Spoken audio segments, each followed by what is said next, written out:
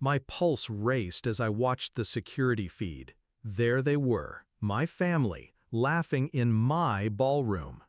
Cousin Anastasia twirled a champagne flute, her voice dripping arrogance. Pulling strings isn't hard when you know the right people. Poor Trina could never afford a place like this. Poor. That was the word they branded me with. The excuse they used to exile me from their dinners, their parties, their lives. Yet there they stood, high on marble floors they had mocked me for never touching, floors I now owned. I hadn't always been the outcast. As children, Anastasia and I were inseparable. She had money, I had dreams. I thought loyalty ran deeper than inheritance. But the day my father's business collapsed, she vanished, along with everyone else. I remember her smirk at a family gathering. Some people are born to host galas, others to serve at them. Laughter roared around her, and I stood frozen, heat burning through my veins. That was the last night I attended. They called it survival of the fittest. I called it betrayal. I left quietly. No goodbyes, no explanations. Just a promise whispered to myself. One day, they would choke on their own cruelty. I built in silence, worked through nights they spent drunk on inherited wealth, invested when they wasted, learned when they mocked. When my first hotel opened, no one noticed. By the time I had 3, they assumed it was coincidence. When I acquired this one, the crown jewel, I kept my name buried under layers of shell companies, hidden, untouchable. Tonight was the moment it all converged. The cameras caught every detail. My uncles trading gossip at the bar, my aunts flaunting jewels they could barely afford, and Anastasia center stage, telling the story of how she pulled strings to secure the most exclusive ballroom in the city. They believed they owned the night.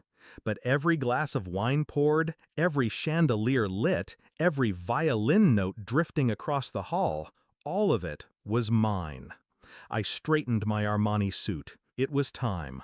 The double doors opened with a low groan, and the room turned. I walked in, slow, measured, every step echoing, every eye following. Anastasia's smile faltered, just slightly. "Trina," she sneered, "what are you doing here?" I let the silence stretch. Then calmly, "I live here." Confusion flickered.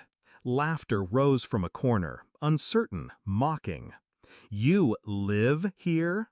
Anastasia pressed, her voice sharp with disbelief. I walked past her, toward the center of the ballroom, and snapped my fingers. The hotel manager appeared instantly. He bowed. "Good evening, Miss Trina. Everything is running exactly as you instructed." Gasps rippled through the crowd. I watched the realization crawl across Anastasia's face. This wasn't a joke. This wasn't chance. Her voice trembled. "You own this?" I didn't answer her, not directly. Instead, I looked at the family that once turned its back on me and spoke evenly. "Do you know what's funny? For years, you said I was too poor to belong. Yet here you are, toasting your successes in my ballroom, dancing on my floors, drinking from my glasses." Silence. No one dared move. I leaned in, my voice low, deliberate. "I built an empire while you laughed at me, and tonight you walked right into it." Anastasia's hand shook as she set her glass down. Her mask cracked. "This isn't possible," she whispered. But it was. Because while they lived off yesterday's wealth, I was building tomorrow's. I raised my hand again, and the music stopped. Every server froze. Every light shifted, spotlighting me in the center. I let them sit in that discomfort, the kind I knew too well. Then I delivered the final blow. "You've mistaken my silence for weakness. But empires, true empires, are built on silence. Tonight, you finally see whose empire you've been stepping on. Anastasia's face drained of color. The room trembled with unease. But I felt nothing. No rage, no trembling hands, just calm. Because this was never about their approval. It was about mine. I turned, leaving the same way I entered. The doors closed behind me, sealing them in with their shock, their shame, their unraveling pride.